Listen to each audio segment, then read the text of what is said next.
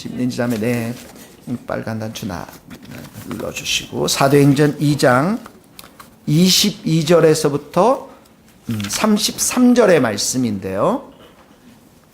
우리 박지희 전도사님께서 읽어주시겠는데 여러분들은 성경책이나 아니면 스크린을 통해서 눈으로 따라와 주시기를 부탁드리겠습니다.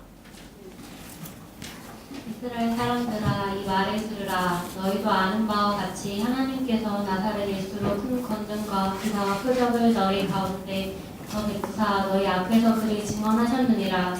그가 하나님께서 정하신 뜻과 미리 아신 대로 내준 바 되었거늘 너희가 복 없는 자들의 손을 빌려 못 박아 죽였으나 하나님께서 그를 사망의 고통에서 풀어 살리셨으니 이는 그가 사망에 매여 있을 수 없었습니다. 다윗이 그를 가리켜 이르되 내가 항상 내 앞에 계신 주를 배웠으며 나로 요동하지 않게 하기 위하여 그가 내 우편에 계시도다. 그러므로 내 마음이 기뻐하였고 내 혀도 즐거워하였으며 제도 희망에 거하리니 이는 내 영혼을 음부에 버리지 아니하시며 주의 거룩한 자로 썩음을 당하지 않게 하실 것이미로다. 주께서 생명의 길을 내게 보이셨으니 주 앞에서 내 기쁨이 충만하게 하시리로다 하였으므로 형제들아 내가 조선 다윗에 대하여 장세히 말할 수 있노니 다윗이 죽어 장사되어 그 묘가 한 오늘까지 우리 중에 있도다. 그는 선지자라 하나님이 이미 맹세하사 그 자손 중에서 한 사람을 그 위에 앉게 하리라 하심을 알고 미리 공고로 그리스도의 부활을 말하되 그가 음부에 버림되지 않고 그의 육신이 썩음을 당하지 아니하시리라 하더니 이 예수를 하나님이 살리신지라. 우리가 다 이 일의 증인이로다. 하나님이 오른손으로 예수를 높이심에 그가 약속하신 성령을 아버지께 받아서 너희가 보고 듣는 이것을 부어주셨느니라. 아멘. 이번에는 우리가 다 같이 몇 구절만 한 목소리로 24절 25절 먼저 다 같이 한 목소리로 읽겠습니다. 시작. 하나님께서 그를 사망의 고통에서 풀어 살리셨으니 이는 그가 사망에 매여 있을 수 없음이라. 다윗이 그를 가리켜 이르되 내가 항상 내 앞에 계신 줄을 배웠으며 나로 요동하지 않게 하기 위하여 그가 내 우편에 계시더라. 32절 33절도 같이 읽겠습니다. 시작. 이 예수를 하나님이 살리신지라 우리가 다 이 일이 증인이로다. 하나님이 오른손으로 예수를 높이심에 그가 약속하신 성령을 아버지께 받아서 너희가 보고 듣는 이것을 부어주셨느니라. 아멘. 예수님이 하늘로 올라가시기 전에 제자들에게 너희들 모여서 기도해라. 그러면 내가 성령을 너희들에게 주겠다. 이렇게 그 약속의 말씀을 붙잡고 120명이나 되는 제자들이 마가의 다락방에서 계속 기도했습니다.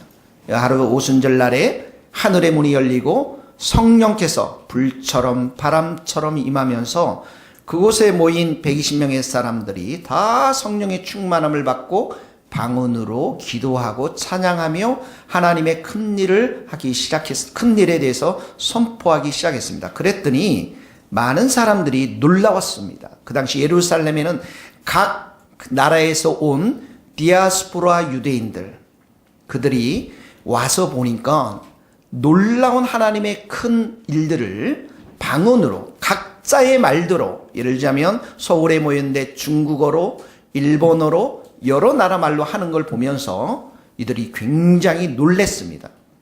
그리고 지금 이 장면은 우리가 읽었던 것은 그래서 사도된 베드로가 일어나서 그리고 많은 사람들 앞에 설교를 하게 되는데 뒤에 가면 그 설교를 듣고 예수님을 믿은 사람들이 3,000명이나 됩니다. 한 번에 끝냈어요. 할렐루야. 하나님이 하시면 여러분 이런 일도 일어날 줄로 믿습니다. 조금 더 가면 5,000명이 됐습니다. 하나님이 저 아파트 우리에게 주시면 주십니다, 여러분. 이 강남 땅을 주시겠다면 주시는 거예요. 기도하는 게 중요합니다. 그래서 믿습니까, 여러분? 자, 베드로가 딱 일어나서 설교할 때 누구 설교했겠습니까? 예수님 설교한 거예요. 예수님이 누구인가? 그리고 그 예수님이 하늘나라에 올라가서 약속하신 바 성령을 부어주신 성령에 대해서 설교를 한 것입니다. 예수님의 사역을 세 가지로 딱 등분합니다. 하나는 뭐냐면 예수님이 이 땅 가운데 있었을 때의 지상사역, 예수님의 십자가, 예수님의 부활, 이것에 대해서 베드로가 설교를 하기 시작합니다. 먼저 한번 22절을 다 같이 한 목소리로 읽겠습니다. 시작. 이스라엘 사람들아, 이 말을 들으라. 너희도 아는 바와 같이 하나님께서 나사렛 예수로 큰 권능과 기사와 표적을 너희 가운데서 베푸사 너희 앞에서 그를 증언하셨느니라. 자, 보세요. 여기 들어보면 하나님께서 나사렛 예수에게 이런 표현이 나와요. 하나님께서, 성부 하나님께서 성자 예수께 큰 능력을 부어주셔서 큰 권능과 기사와 표적을 행했다라고 기록하고 있습니다. 이 큰 권능이라는 것은 바로 예수님 안에 하나님의 능력이 고스란히 담겨져 있는 것들을 보게 되어집니다. 나인성이라고 하는 성에 가면 과부가 있었는데 그 과부의 아들이 죽었습니다. 그런데 예수님이 가서 어떻게 합니까? 장례식하는 그 관을 붙잡고 청년아 일어나라. 청년아 내가 내게 말하노니 일어나라 했더니 이 청년이 일어나 버렸어요. 살게 되었어요, 여러분. 이게 권능이라는 거예요. 큰 권능으로 역사했다라는 것입니다. 이 땅은 사단이 지배했던 땅이거든요. 지금도 지배하고 있는데, 그래서 사람들인 귀신 들린 사람들이 있는데 그 귀신 들린 사람 보고 예수님께서 말씀하시기를 귀신아 물러가라, 귀신아 떠나가라 이렇게 쫓아내니까 귀신이 떠났습니다. 그때 예수님께서 내가 만일 하나님의 손으로 귀신을 쫓아내는 것이라면 하나님의 나라가 이미 너희 가운데 임했다라고 말씀하면서 하나님의 큰 권능에 대해서 말씀하고 있는 것입니다. 표적과 기사라는 것은 바로 하나님만이 하실 수 있는 것들입니다. 예수님께서 잔치집에 갔는데 뭐가 떨어졌죠? 포도주가 떨어졌어요.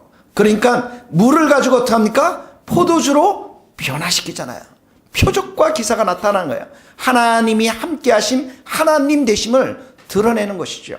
그래서 여기 우리가 22절에 읽었듯이 하나님께서 나사렛 예수로 큰 권능과 기적과 표적을 보이셨다라는 거예요. 그뿐만이 아닙니다. 23절 계속 읽어봅시다. 시작.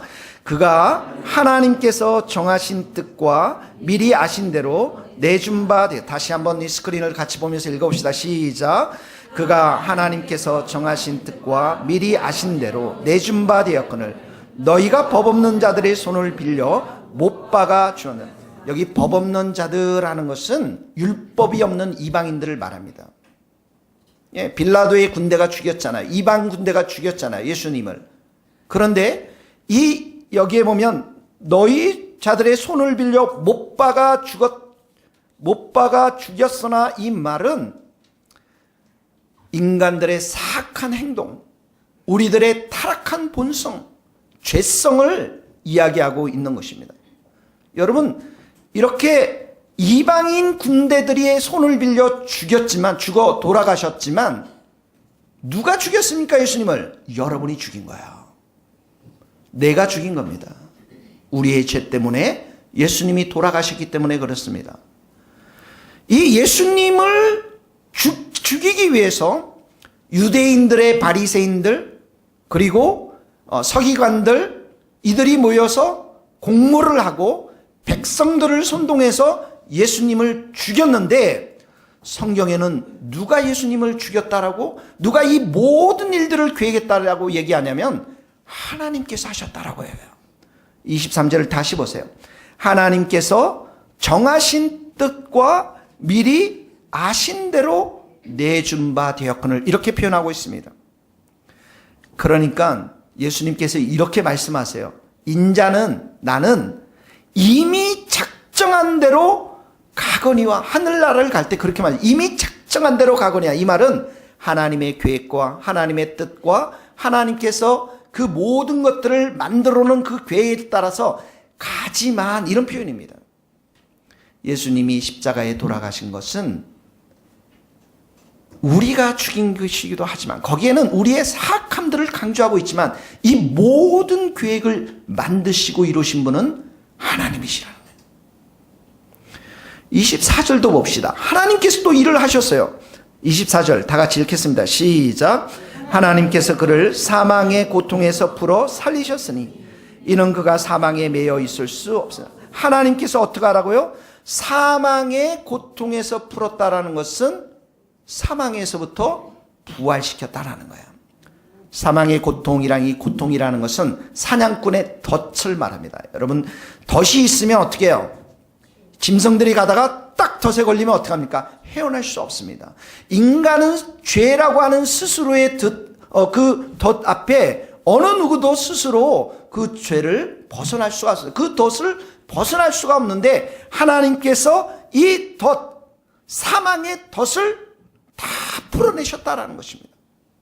그래서 새로운 부활의 생명을 주셨다라는 겁니다.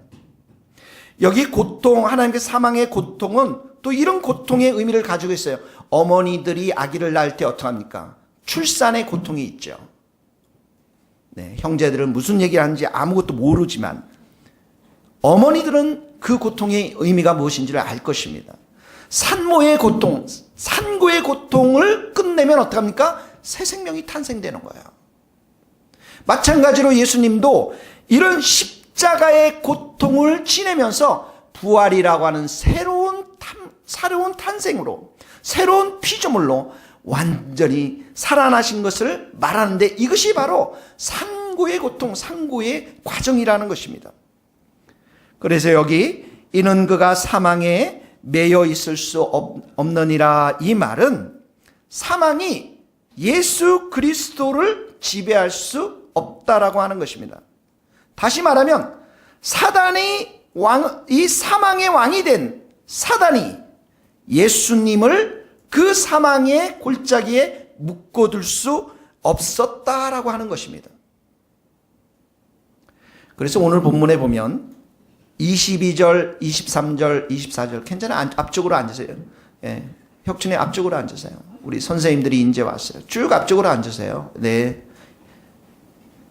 어떻게 또 걸로 가서 이쪽에 자리가 있습니다. 예, 거기 앉으세요. 네, 감사합니다. 22절에 예수님의 지상사역을 누가 주도했습니까? 하나님이 하셨어요. 십자가의 이 계획을 누가 하셨습니까? 하나님이 하셨어요. 사망에서부터 이 부활시킨 분이 누구십니까? 하나님이 하셨습니다. 그러니까 예수님과 관련한 모든 사역은 누가 하셨습니까?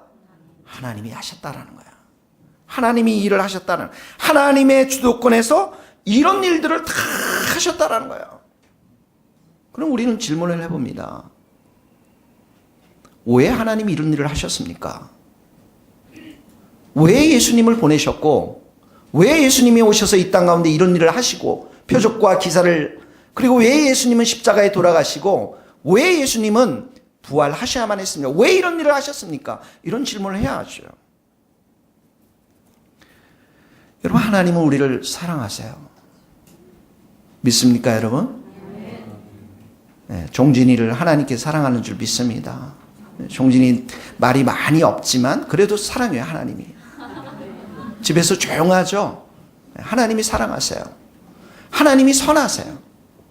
하나님이 선하신 분이기 때문에, 하나님이 정말 사랑이 많기 때문에 하나님은 끊임없이 우리를 찾아오세요.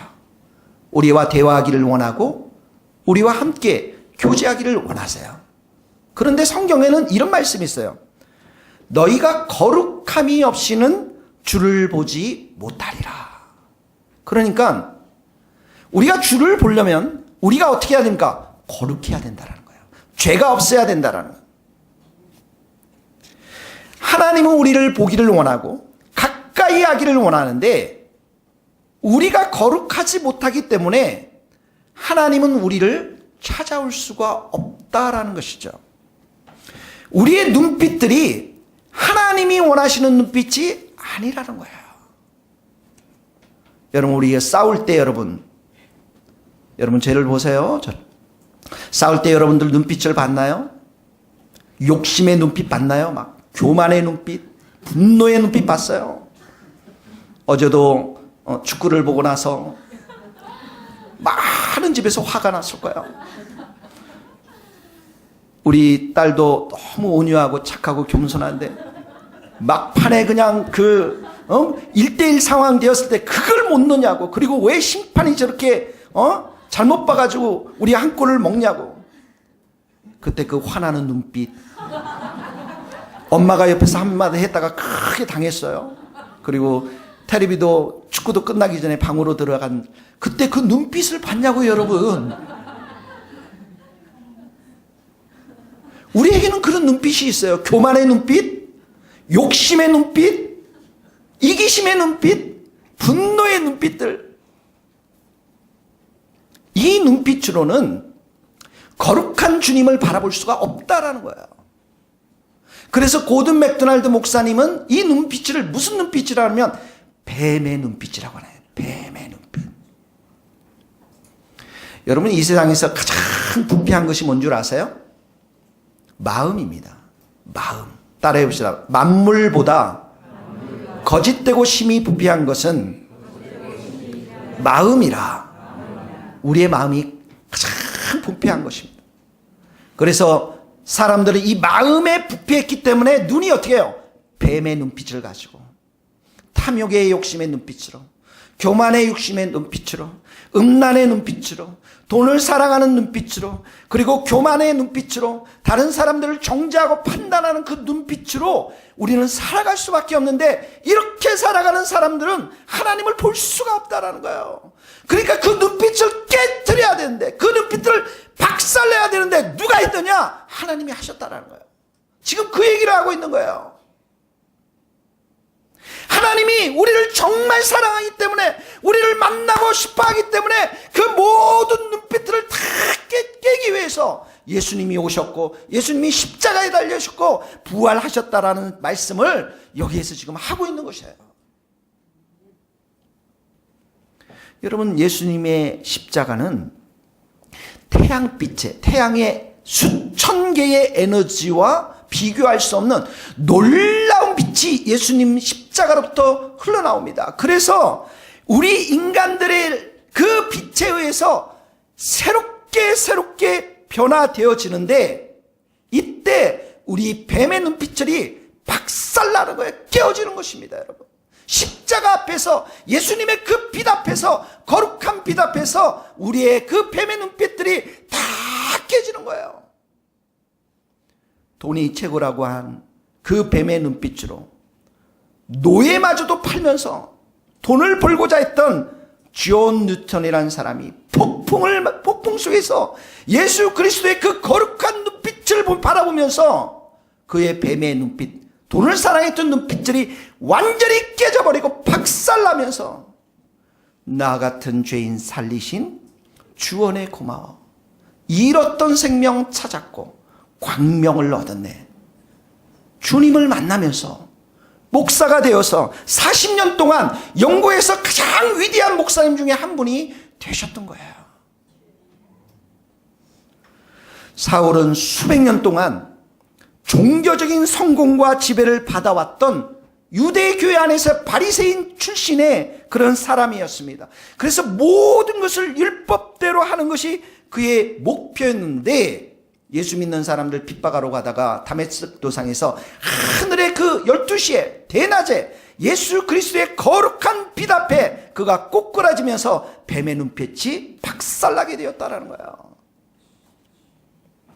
하나님께서 이 모든 일을 행하셨다라는 것은 바로 우리에게 찾아와 주셔서 십자가와 부활의 사건을 통해서 우리의 이 뱀의 눈빛을 박살내버리고 언제든지 주님의 품으로 돌아오도록, 언제든지 주님을 예배하도록 그 길들을, 은혜의 길들을, 용서의 길들을, 진리의 길들을 활짝 하나님께서 열어놓으셨다라는 것입니다. 믿습니까, 여러분? 하나님이 하셨다라는 거예요. 사랑하는 성도 여러분, 여러분 축복합니다. 하나님을 찬양할 수 있기를 바랍니다. 하나님을 경배할 수 있기를 원합니다. 하나님께서 이렇게 예수님을 보내주셔서 우리에게 하고 싶었던 일들이 있었는데, 그게 뭐냐면 그걸 미리 구약의 다윗에게 보여줬어요. 두 가지를 다윗에게 첫 번째 하나를 보여준 게 뭐냐면 그 다윗의 눈이 이제는 뱀의 눈빛에서 다 거룩한 눈빛으로 바뀌니까 날마다 항상 주님만을 바라보면서 주님만 바라보면서 보좌의 내 옆에 주님이 계신 것을 늘 확인하면서 그의 삶이 어떻게 합니까? 흔들리지 않았어요. 요동치 않는 삶을 이 다윗에게 선물해 줍니다. 같이 한번 읽어봅시다. 25절 말씀이에요. 같이 다윗이 시작. 다윗이 그를 가리켜 이르되 내가 항상 내 앞에 계신 줄을 배웠으며 나로 요동하지 않게 하기 위하여 그가 내 우편에 항상 내 앞에 계신 주를 바라봤어요. 이 뱀의 눈빛이 다 제거가 되니까 거룩하신 주님을 바라볼 수 있는 거예요. 그러면서 그의 삶이 어떻게 됐다고요? 요동치 않았다라는 것은 흔들리지 않았다라는 거예요. 근데 하나님께서는 신약 가운데 이 예수님을 우리 가운데 주셨을 뿐만 아니라 더 큰 선물을 주셨는데 그분이 누구냐면 33절에 나옵니다. 같이 한번 읽겠습니다. 33절 시작. 하나님이 오른손으로 예수를 높이심에 그가 약속하신 성령을 아버지께 받아서 너희가 보고 듣는 이것을 성령을 주셔서요. 우리는 항상 예수님을 볼 수 있습니다. 왜 하나님께서 예수님을 볼 수 있도록 하나님을 볼 수 있도록 그 주님 앞에 항상 살도록 우리에게 그런 길을 열으셨나요? 그 주님과 함께 교제하도록 그 주님을 경배하도록 예배하도록 그 길을 열어주셨던 것이에요. 그렇게 하면 너희가 항상 내 앞에 계신 줄을 바라봤으며 이 일이 우리 삶 가운데 이루어지면 나타나는 현상 중에 하나, 중요한 현상 중에 하나가 뭐냐면 내 삶이 흔들리지 않을 것이다라는 거예요. 요동하지 않을 것이라는 거예요. 여러분 다윗이 언제 흔들렸어요? 인생이. 사울이 창과 칼을 가지고 다윗을 죽이려고 할 때 흔들렸습니다. 힘들어요 여러분. 여러분들을 죽이려고 하는 사람들 나타나 보세요. 힘듭니다. 인생의 말년에 자기 아들이 반역을 해가지고 쫓겨났어요. 예루살렘 궁전에서 흔들립니다. 다윗에게 있어서 최고의 인생이 흔들렸던 때는 밧세바와 간음하고 살인했던 그 시간이었습니다. 그 인생이 얼마나 심하게 흔들렸는지 시편에 이렇게 다윗이 고백해요. 나를 주 앞에서 쫓아내지 마시고 내가 항상 주님을 뵈야만 내 인생이 흔들리지 않는데 이 죄 때문에 이제 흔들리는 거예요. 그러니까 주님 내 앞에서 쫓아내지 마시고 성령을 내게서 거두지 마소서 이렇게 기도합니다. 우리 인생을 살다 보면 우리 인생은 요동합니다. 흔들려요.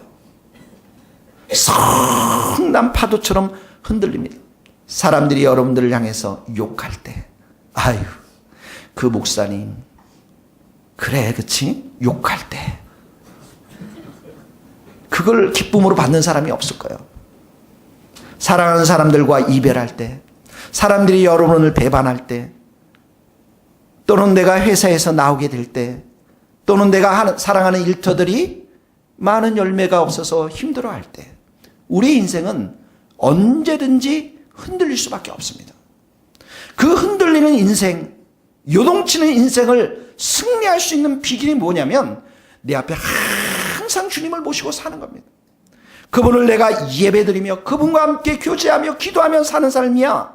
그렇게 살 때만 우리의 삶이 흔들리지 않는다는 거예요. 우리는 많은 상황들이 있어요. 어려운 상황도 있고 산도 있고 장애물도 있고 많은 이걸 어떻게 우리가 할 수가 없습니다. 그런데 그 어떤 상황이라도 주님이 내 앞에 있으면 내 삶은 흔들리지가 않는다라는 것입니다. 믿습니까 여러분? 여러분 믿음이 뭡니까? 믿음이라는 것은 내 자신의 무능력함을 인정하는 것이에요. 따라해봅시다. I am nothing. 늘 이렇게 고백. 나는 아무것도 아니고. 그리고 하나님의 위대함과 하나님의 능력 앞에 나는 I am nothing. 아무것도 아니니까 내가 항복하고 그리고 주님의 은혜만을 바라며 주님의 말씀 앞에 순종하는 삶이 믿음의 삶인 것입니다. 하나님이 여러분들에게 보고자 하는 것은 이 믿음밖에 없어요. 하나님은 우리에게 믿음에 요구하는 것이 아무것도 없습니다. 우리에게는 두 가지 길밖에 없어요. 내가 하나님을 정말 믿고 내 앞에 계신 그 주님을 내가 항상 믿고 구원을 받고 예배자로 서느냐, 아니면 그 하나님을 믿지 않고 예배하지 않고 하나님으로부터 정죄를 받고 사는 이 두 길 중에 하나밖에 없습니다. 하나님은 믿음으로 나오는 자들에게 구원을 주시고, 믿음으로 기도하는 자들에게 응답을 주시고, 믿음으로 예배하는 자들에게 충만한 은혜를 부어주십니다. 그래서 우리 인생 가운데 가장 귀한 게 있다면 믿음입니다. 이 믿음이 있으면 모든 것을 소유합니다. 왜냐하면 믿음으로 예수님을 우리가 소유할 수 있기 때문에 그렇습니다. 예수님 안에는 지혜가 있고 구원도 있고 사랑도 있고 도움도 있고 모든 게 다 있습니다. 내가 믿음이 있으면 예수님을 소유하게 되는 것이죠. 그런데 여러분, 믿음이 없으면 이 세상에서 모든 것을 다 소유했다 할지라도 그 소유한 것이 아무 의미가 없는 빈털터리가 되고 만다라는 것입니다. 그래서 믿음으로 산다라는 것은 내가 예수님을 소유했기 때문에 어떻게 합니까? 내 삶이 예배자의 삶을 살아가는 거예요. 내 삶이 그 예수님의 이름을 높이는 예배자의 삶을 살아가는 것을 말하는 것입니다. 이번 주에는 저에게도 참 하나님께서 많은 위로와 기도의 응답과 참 많은 사랑을 주셨는데, 그 중에 하나가 뭐였냐면 한 몇 년 전에 만났던 친구들을 만났습니다. 대학교 때, 우리 청년대 만났던 그런 친구들인데요. 이 친구는 지금 삼성의 대기업체에 아주 높은 자리에 임원으로 가 있는 친구입니다. 우리가 돌아가면서 저 포함해서 3명이서 만났는데 돌아왔던 이야기들을 하면서 간증을 나눴죠. 이 친구는 이런 얘기를 해요. 인생은 반드시 광야 학교를 지내야 된다. 신앙이라는 것은 반드시 광야 학교를 지내야 하나님을 신뢰하고 하나님을 바라보는 사람이 되는데, 영성이라는 게 두 가지가 있는 것 같다. 하나는 뭐냐면 그것을 동물과 나무의 비유를 들어요. 동물들은 여러분 비가 오면 어떻게 해요? 나무 밑으로 가고, 햇볕이 너무 쬐리면 나무 밑으로 가고, 환경을 따라 동물들은 움직인다는 거예요. 그래서 얘네들 동물들은 오래 살지 못한다라는 거예요. 왜냐하면 추우면 더운 데로 가야 되고 더우면 추운 데로 가야 되고 이렇게 변화무쌍한 환경에 적응해야 되기 때문에. 근데 나무는 한 자리에서, 심지어 미국에 자기가 가보니까 나무가 수천 년 된 나무가 있다는 거예요.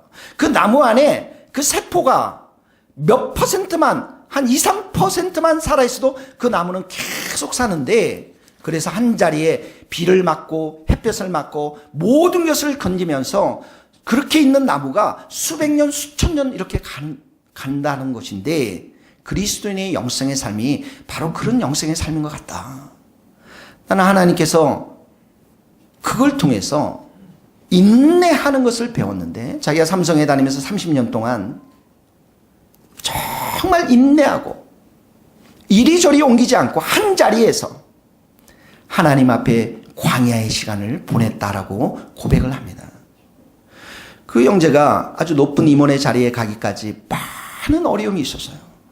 회사에서 모함도 있었고, 회사에서 때로는 일을 잘 하지 못할 때도 있었고, 그런데 그때마다 하나님께서 고비마다 은혜를 주시고 도움을 주셨는데, 그 형제의 입술에 저에게 이런 고백을 합니다. 나는 삼성이라는 광야에서 예배자가 되었다.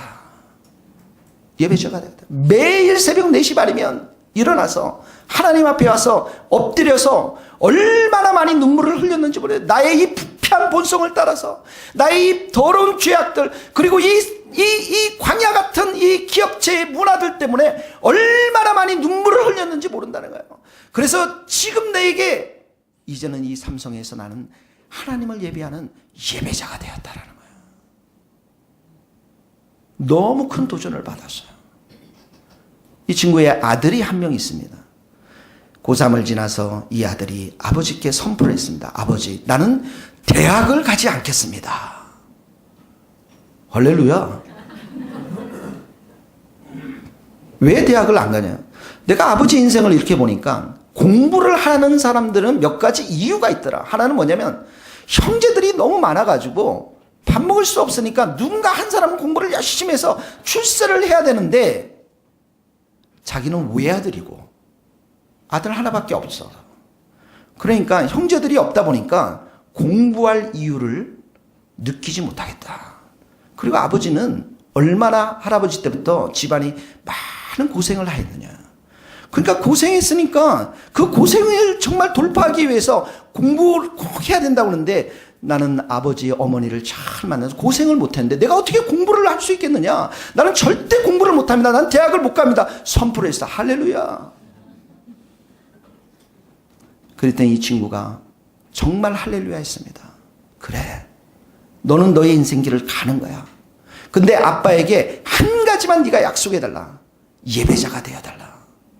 예배자가 되어달라. 네가 무엇을 해도 대학을 안 가도 좋고 무엇을 해도 좋은데 너의 인생 가운데 하나님 한 분만을 만나야 되고 그 하나님이 네 인생 가운데 앞에 항상 있어서 그분을 예배하는 예배자가 되어주렴. 그래서 그 친구가 영국에 가서 6개월 동안 성경 공부하고 지금은 돌아와서 이렇게 군대에 갔는데 이 아빠의 소원이 그런 기도를 좀 유럽에 가서 앞으로 이 친구가 그곳에 가서 선교사가 되었으면 좋겠다. 사랑하는 성도 여러분, 한 사람의 성공이 모든 것을 말해준다는 것은 잘못된 것입니다. 다시 말하면 그리스도인들이 모두가 1등을 해야 되고 A 학점을 받아야 되고 억만장자의 사장이 돼야 되고 그 분야에서 1인자가 되어야 예수님을 빛낼 수 있다. 이건 아닙니다. 이런 세상의 기준에서 본다면 여기 우리 성도들은 대부분 실패자들입니다.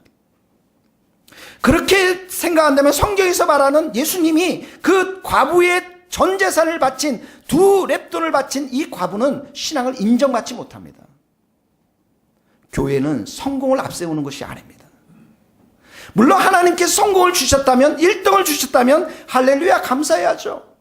좋은 직장에서 일하고 열심히 일해서 하나님께서 풍성한 열매를 주셨다면 하나님을 찬양합니다. 이것도 분명히 하나님의 은총임이 틀림이 없습니다. 그런데 그리스도인들의 목표는 1등과 성공이 아닙니다. 비록 내가 1등은 못한다 할지라도 내가 있는 그 처소에서 일해서 하나님을 예배하는 것, 하나님을 기쁘시게 해드린 것, 하나님께 영광을 돌리는 것, 이것이 바로 우리들을 불러주신 하나님의 목표인 것입니다.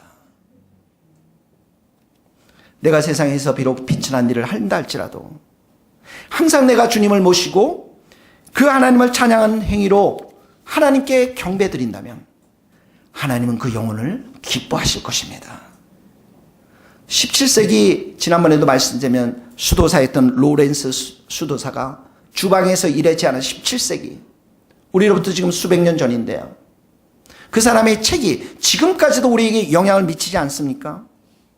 요리도 하고 설거지도 하고 늘 주방에서 일했던 사람의 기록에 일기장에 이런 말씀이 있습니다. 하나님의 사랑 때문에 주방의 모든 일들을 내가 익혔으며 이 일들을 잘하게 하신 하나님께 오늘도 감사 기도를 드렸고 부엌에서 일했던 15년 동안 하나님의 은혜로 모든 것이 순조로웠습니다. 모든 일에 하나님을 찬양하게 하소서. 제 생활의 사소한 곳에서도 하나님을 찬양하게 하소서. 제 마음과 삶 속에서 일어나는 모든 일 속에서 하나님을 찬양하게 하소서. 아무리 비록 작고 비천할지라도 하나님을 찬양하게 하소서. 로렌스 수사는 부엌에서 하는 모든 행위가 하나님을 경외하는 예배였습니다.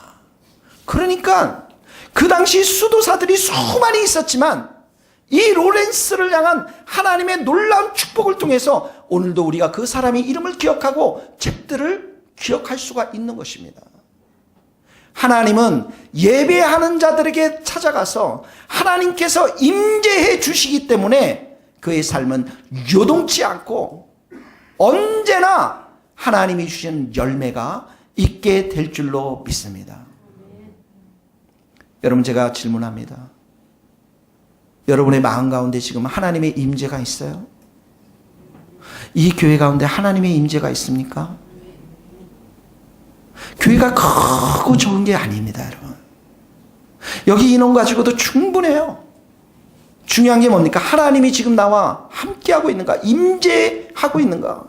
내가 깨어진 심령으로 정말 하나님을 예배하고 있는가? 그런 자들에게 하나님은 임재해 가시는 것이죠. 여러분, 누군가가 여러분과 대화를 합니다. 제가 여러분들과 막 대화를 하는데 제가 여러분들을 무시해요. 표정도 그만 얘기하고 빨리 갔으면 좋겠는데 막 귀에다가도 막 귀를 막 팠다가 막 핸드폰을 봤다가 막 그럼 여러분들 기분이 어떻게 했어요? 다시는 내가 이상희 목사 보아라, 저상희 목사나 김상희 목사한테로 가지. 그런 마음이 들겠죠, 여러분.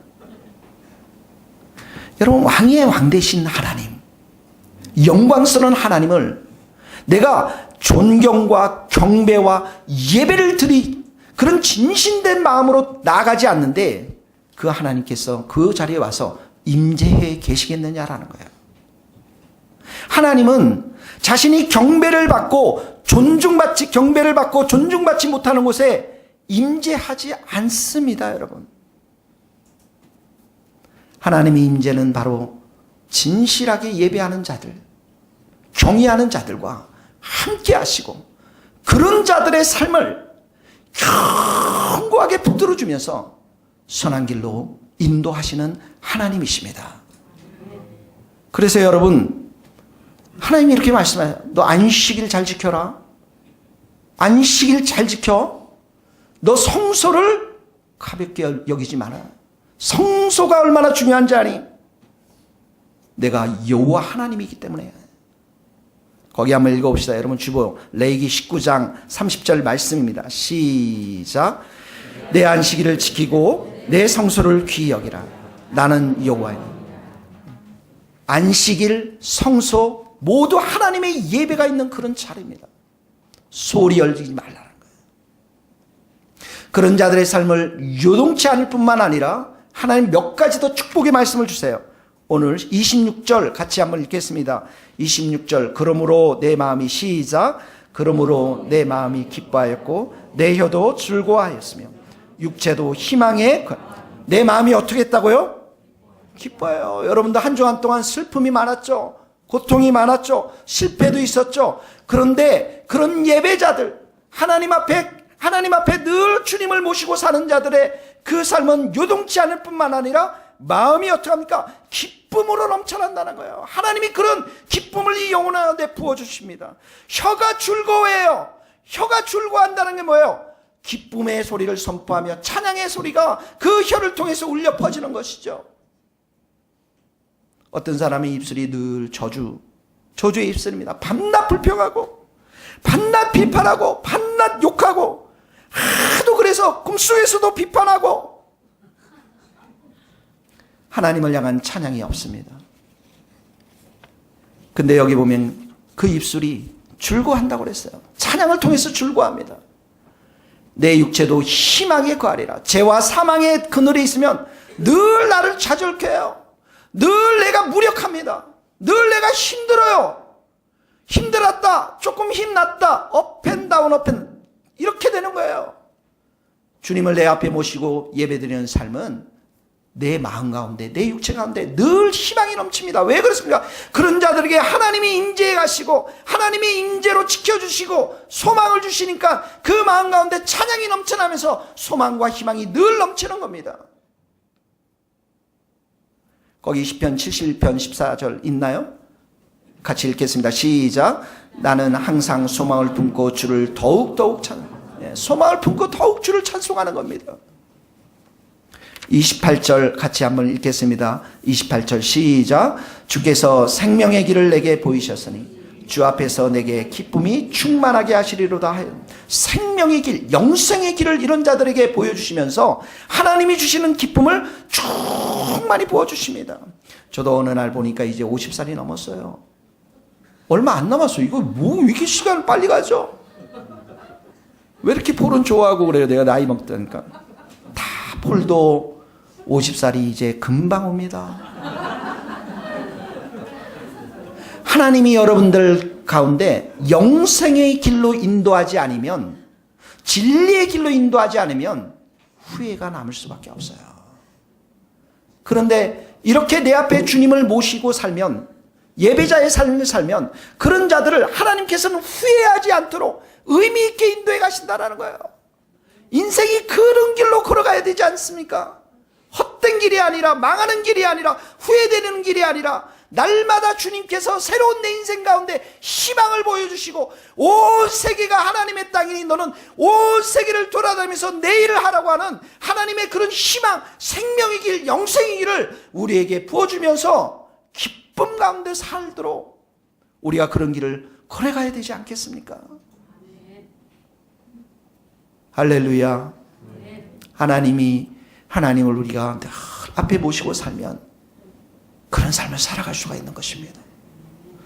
저는 그 친구들을 만나고 돌아오면서 얼마나 마음이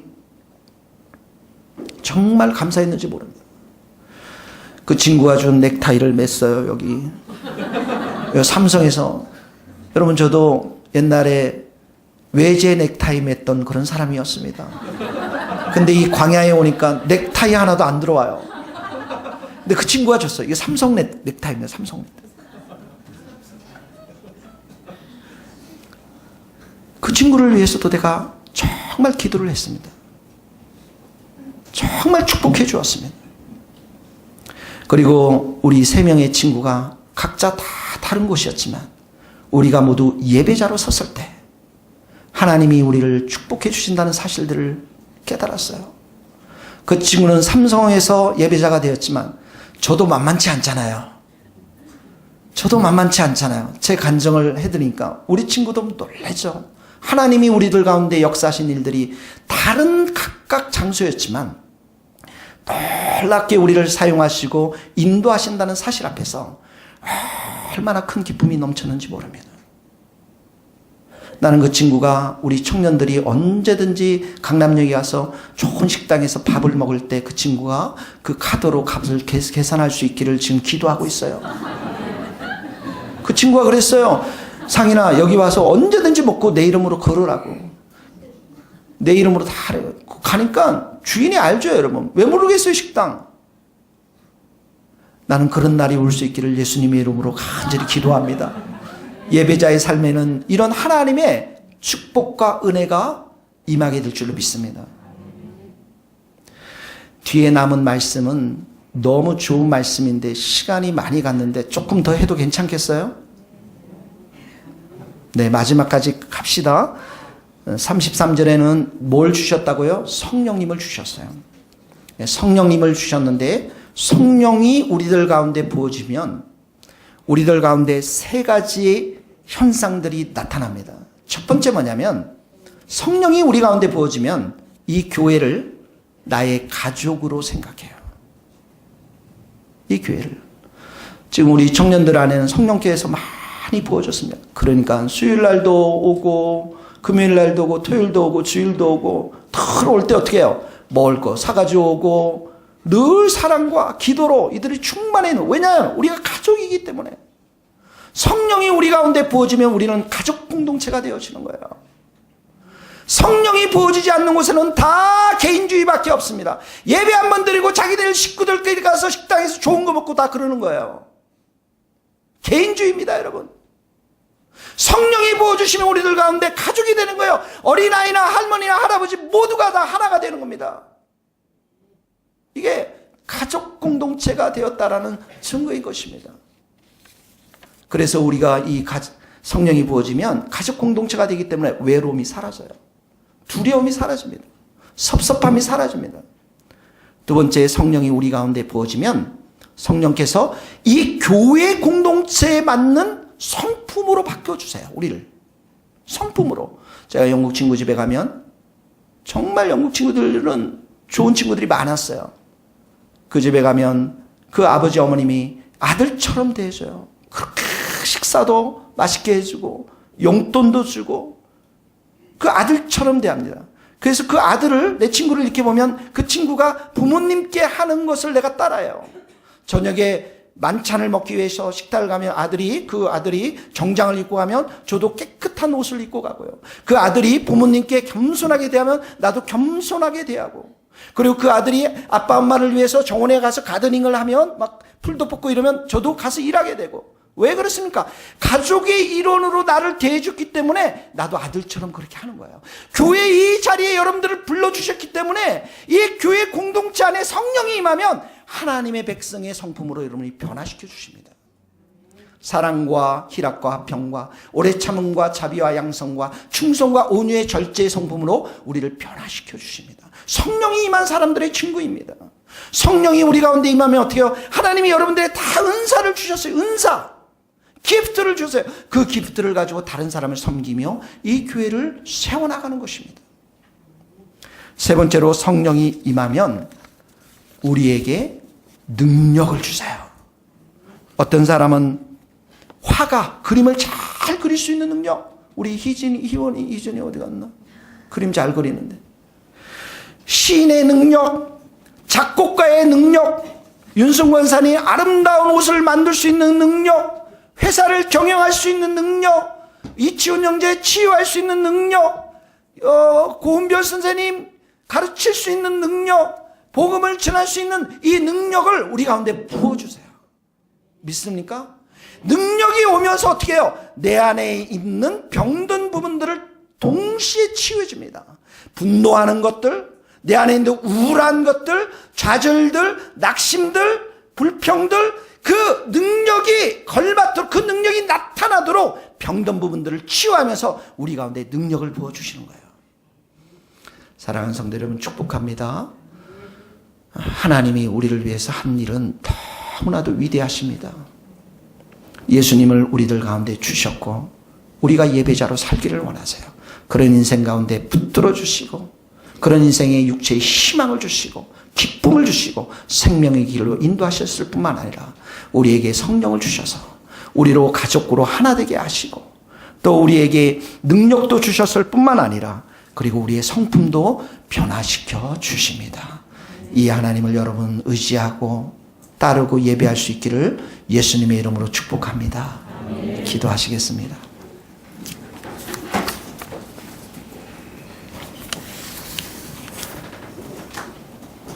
오늘 말씀을 생각하면서 여러분들이 같이 한 목소리로 다